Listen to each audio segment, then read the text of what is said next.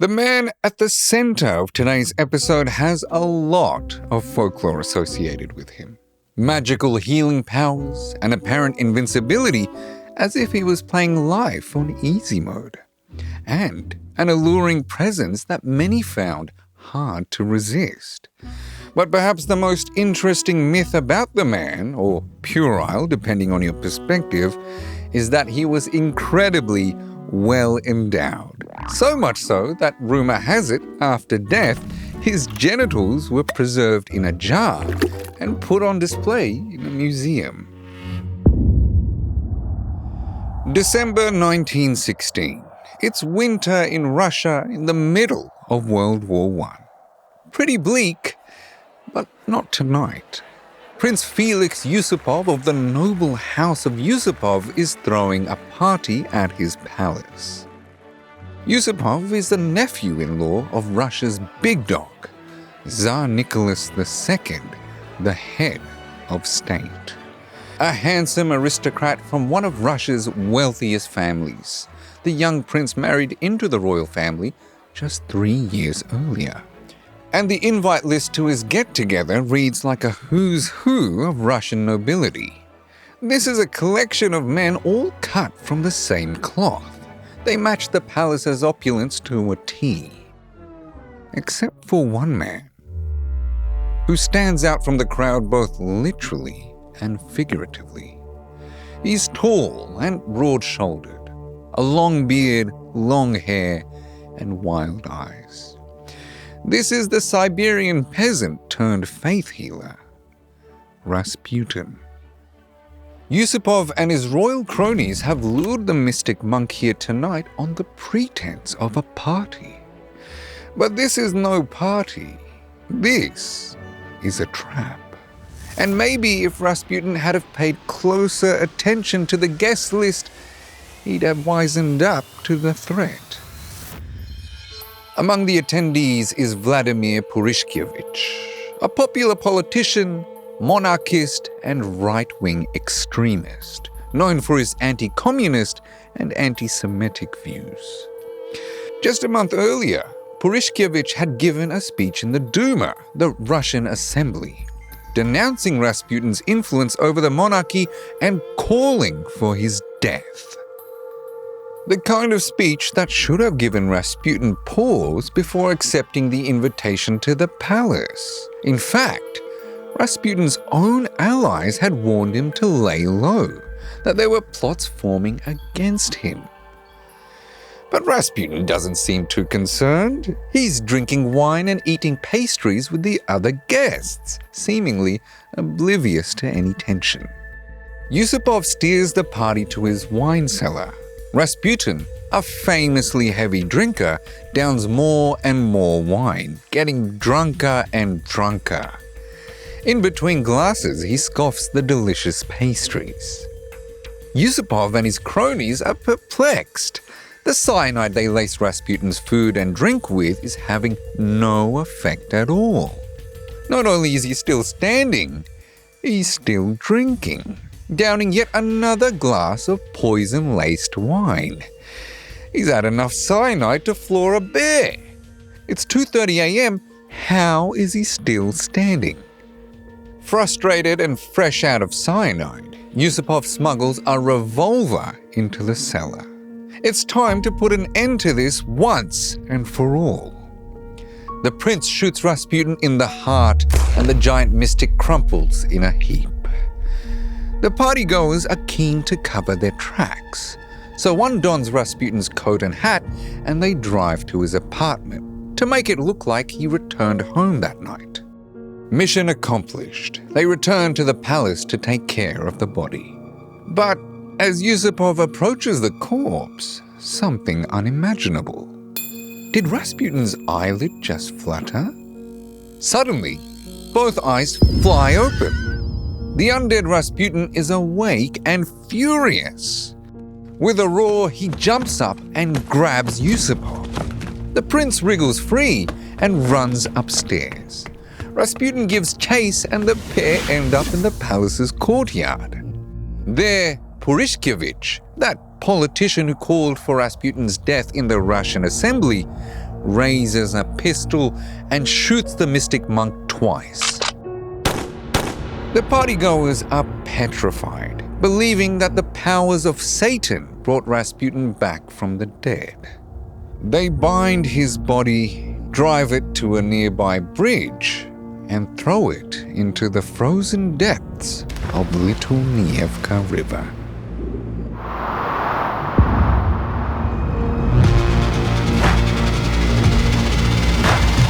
Hello, my friend. I'm Aslan Pahari, and this is Assassins, the show where we tell the stories of history's most shocking assassinations. And today, it's the story of Russia's OG influencer, in the literal sense, Rasputin. How did a Siberian peasant end up holding sway in the halls of power? What was he after? And how did this mystic monk meet his end, leaving Russia's last royal dynasty, the Romanovs, crumbling in his wake? Also, what's the deal with all those rumors about his genitals? Don't worry, I won't forget about the phallus in a jar. Rasputin may have been subjected to a bit of slut-shaming in his time, but could he have been a catalyst for revolution? Rasputin was born in 1869 in a small village in western Siberia. And nothing out of the ordinary seems to happen to Rasputin until, in his late 20s, he embarks on a long pilgrimage to a monastery. He returns a changed man, refusing to groom himself, maintaining a disheveled, even dirty air. Rasputin becomes a kind of wandering ascetic, heading off on more and more pilgrimages, traveling as far as Greece and the Middle East to visit holy sites and meet with the devout. In the early 1900s, Rasputin made his way to St. Petersburg, the seat of power in Russia at the time. Mystical powers aside, Rasputin showed a deft ability for social climbing, quickly rising the ranks of Russian high society. And in late 1905, Rasputin met Tsar Nicholas II and Tsarina Alexandra. Rasputin's arrival in St. Petersburg coincided with a growing fascination for alternative religions and the occult amongst the Russian nobility. Tsarina Alexandra had long been intrigued by mysticism and made a habit of meeting with wandering holy men to seek their guidance. Rasputin exploded onto the scene. His eclectic beliefs, mixed with some apparent medical know-how, meant that soon he was the nobility's shiny new toy. And honestly, he didn't mind, like at all. As a mystic, he preached all kinds of superstitions that didn't fit neatly into one religion. For example, he preached that physical contact with his body had the power to purify people, whatever that means. Unsurprisingly, the religious orthodoxy condemned him as a charlatan. But the women of St. Petersburg seemed less concerned with the validity of his claims, and Rasputin quickly gained a reputation for being something of a ladies' man. The Tsar and Tsarina became convinced that only Rasputin could heal their son's hemophilia, a blood clotting disorder which leads to profuse bleeding from even small cuts and injuries. On more than one occasion, Rasputin stemmed the boy's bleeding with his medical know-how and became a calming, soothing influence on the boy. Alexandra believed that Rasputin possessed amazing healing and spiritual powers, and he was the key to keeping their only son, the heir to the throne, alive. In a matter of years, Rasputin went from consulting with the Empress on matters of her son's health to advising her on matters of the royal court. By the time World War I kicked off in 1914, Rasputin was well and truly entrenched in the Russian royal court. So, when the Tsar decided to go to the front line against the Germans, he seemed glad that someone like Rasputin could ease his wife's worries while he was gone. But the Tsar had no idea how precarious his grip on power was. The Romanovs had been Russia's ruling dynasty for around 300 years, but over time, they'd lost touch with reality, and the people had noticed. Now, the Tsar wasn't totally unaware. He used brute force to quell the 1905 revolution, but it was as if that experience taught him nothing.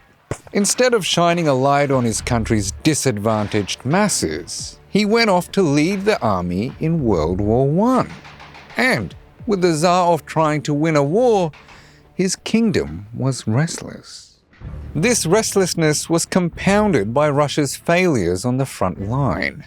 The Tsar was quickly developing a reputation for being a hapless, inexperienced leader, completely out of his depth in wartime.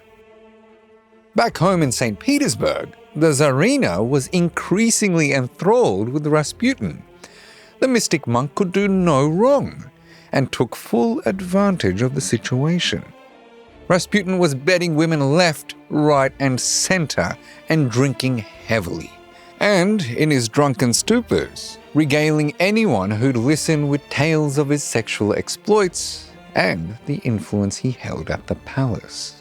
The Tsarina herself was increasingly unpopular, a German ruling over Russia at a time when the two countries were at war.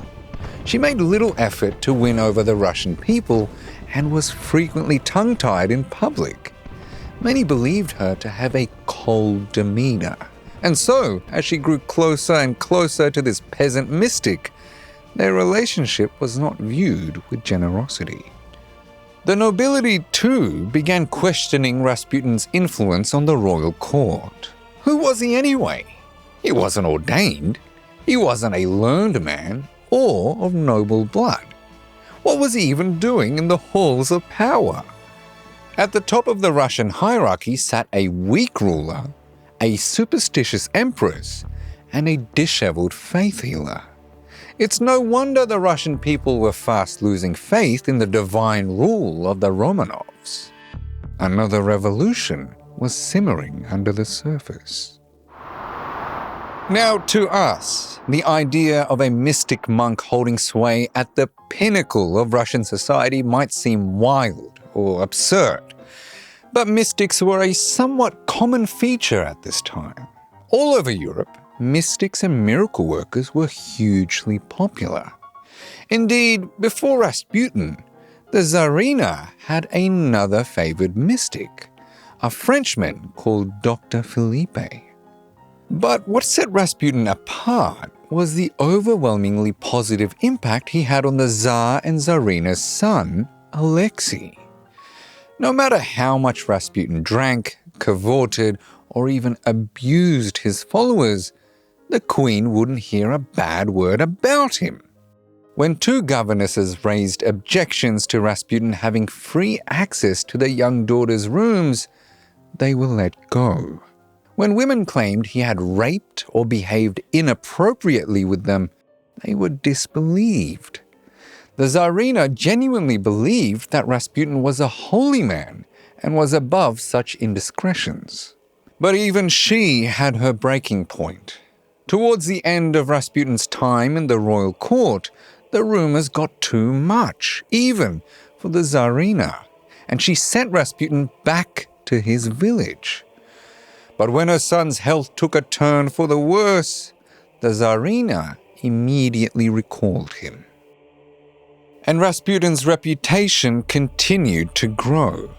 Rumors were churned out at breakneck speed. Rasputin was sleeping with the Tsarina, his legion of female followers, and ladies of the nobility. The mystic monk indulging in raucous orgies at a time when the Russian Empire was facing incredible challenges abroad. Cartoons showed him with the Tsar and Tsarina on his lap, letting him rule by proxy. You can see why men of the Russian nobility might not have been Rasputin's biggest fans. He had become a spectacle, and the ruling class was getting fed up. It was against this backdrop of animosity and outrage that Prince Yusupov invited Rasputin to a party at his palace. A few days after Rasputin's body was thrown off the bridge, it was discovered frozen in the river. Finally, mercifully dead. Prince Yusupov later wrote, "There was something appalling and monstrous in his diabolical refusal to die." Well, at least this is the popular account of Rasputin's death, but this account is from the memoir of Prince Yusupov. It's not the result of an objective investigation. And the more you read about this account, the more it becomes clear that the story has been embellished, if not completely fabricated. Historians agree that little about his recall of events is factual. Rather, it seems to have been a way for the prince to make money from his killing of the monk. So, what do we know about his actual factual death? Well, the real story, or the provable story, is much less exciting. A single post-mortem photo turned up 2 months after Rasputin's death. In it, a gunshot wound is visible in the middle of his forehead with what looks to be a contact mark from the muzzle, meaning he was shot in the head at point-blank range. No poison was found in his blood during the autopsy, nor were there any indications of drowning. He did have bullet wounds to his liver and kidneys, which over time would have been fatal. But a gunshot straight to the center of the forehead? Well, experts are pretty confident that was the cause of death. The public reaction to Rasputin's killing was largely positive. Many were relieved that the royal family was finally rid of this peasant who brought disrepute to the house of Romanov. Others were glad that this debauched fraud of a man was finally put down. But many commoners were outraged. They saw Rasputin as one of them, a common man who had managed to rise above his station. Other commoners were also outraged, but only because the nobles killed him. They saw Rasputin as a sign of rot in the dynasty, sure, but they also saw his death as a convenient way for nobles to pin the blame for all their problems on the only commoner around. The assassins went largely unpunished. The prince and the Grand Duke were placed under house arrest for some time, and then Yusupov was exiled back to his family's estate. A slap on the wrist, if that. The Tsar was already under pressure over his horny monk. He didn't want to cause further unrest by coming down on those who got rid of him. The murderers were also members of his extended family. Prince Yusupov, riding high on public contempt for Rasputin, branded himself as a patriot, a man who shot the mad monk for the good of his country. And his pivot worked. He wrote 2 best-selling books about the ordeal.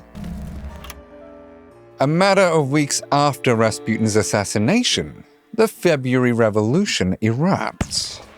With the Tsar's failures in the war, the Tsarina's failures on the home front, and mass food shortages all hitting at once, the revolutionaries forced the Tsar's abdication. The Romanov dynasty is over. Later that year, Lenin's Bolsheviks seized power in the October Revolution. And in 1918, the last royal Romanovs, Tsar Nicholas II, Tsarina Alexandra, and their son, are all shot dead in a basement. Now, few people would argue that Rasputin's death caused the Russian Revolution. But his behavior and influence were a provocation to revolutionary forces that were already fed up with royal excess. Oh, that's right, the question of his genitals. How could I forget? Now, there aren't many reliable sources that cover the myths, rumors, and lies about the man who courted the Romanovs, some of which he seemed to have begun himself, so it's difficult to piece together the full truth. But even in death, the salacious rumors about Rasputin continued to spread. And they don't stop at tales of his exploits or pornographic cartoons. To this day, There are whispers that this man's actual disembodied phallus is still out there somewhere, preserved for future generations. And if you believe the rumors, it was massive. Nobody at the time could understand how this unkempt, dirty man could possibly seduce all these hordes of women. Noble ladies, prostitutes, servants, followers, he bedded them all. So clearly, the secret must have been in his trousers. The myth that Rasputin was well endowed first emerged in the 1920s, when rumors spread that a group of Russian women in Paris had possession of the severed member and believed that it had healing powers. So the story goes, Rasputin's daughter Maria heard these rumors and demanded it back, keeping it from the public until her death in California in 1977. Now, we don't know if that's true or not, but what we do know is that in 1994, a man called Michael Augustine came across a penis in a pickle jar from a storage locker that belonged to Maria before her death. Michael had the penis tested, and it turned out it was a large, pickled sea cucumber. The Museum of Russian Erotica in St. Petersburg claims to have the real Rasputin penis, once again preserved in a jar. The museum's owner has neglected to get the foot-long phallus tested to confirm its origin story. Some zoologists theorize it actually comes from a horse or a bull. All that being said, Rasputin's wife is on record responding to the rumors of his infidelities, saying he has enough for all, and that's probably enough for all of us. Thank you for watching, my friend. What salacious rumor should I spread about myself to enhance the Aslan Pahari mythology? Let me know in the comments.